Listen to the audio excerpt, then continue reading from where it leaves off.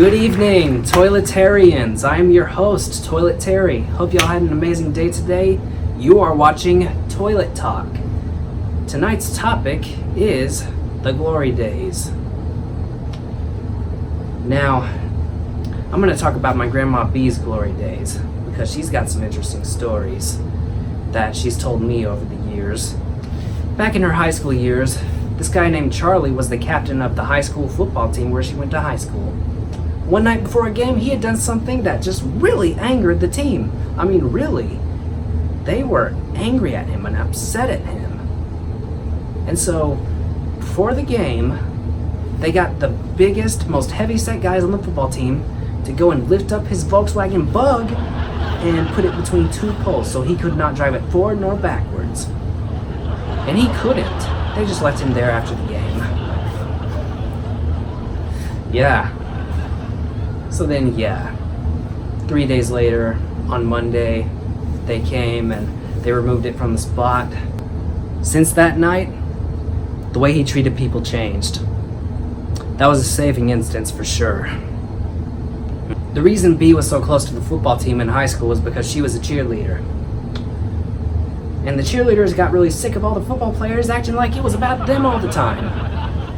And so the cheerleaders decided that at the next pep rally, the football players would wear the cheerleading outfits and they would wear the football players' outfits. Yeah. The cheerleaders just stood around in the football outfits doing nothing,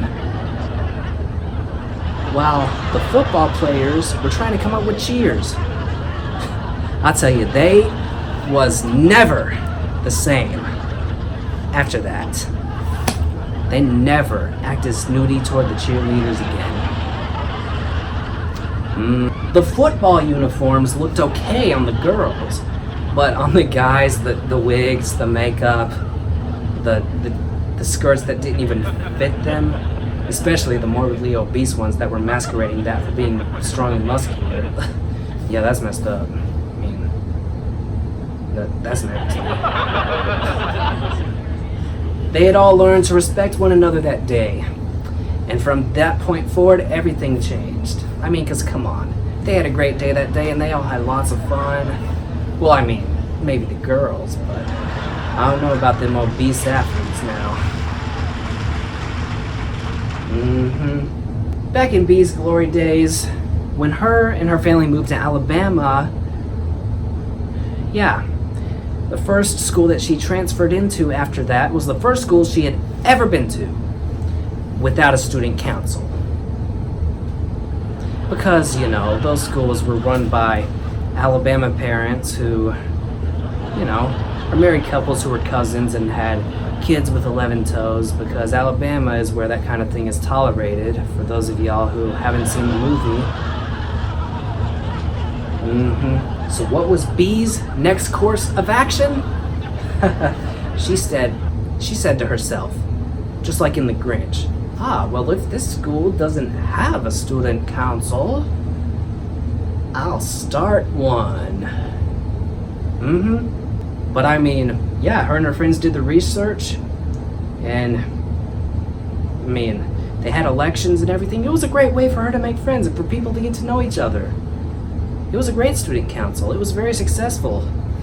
No wonder BB's so political today. That crooked Hillary needs to be in jail. She needs to be in jail. Anywho. But at that school that she went to, back when she started the student council, she had an English teacher, y'all. He was a tough teacher, but one of her personal favorite teachers. Little did she know that years later, when she gave birth to her one and only child, that the deliverer of her one and only child would be the nephew of her English teacher in high school. It's a small world, folks, which brings me into the topic for the next Toilet Talk. It's a small world. Join us. Anywho, don't forget to click subscribe for more content. I will see y'all on the next Toilet Talk. Good night, everybody.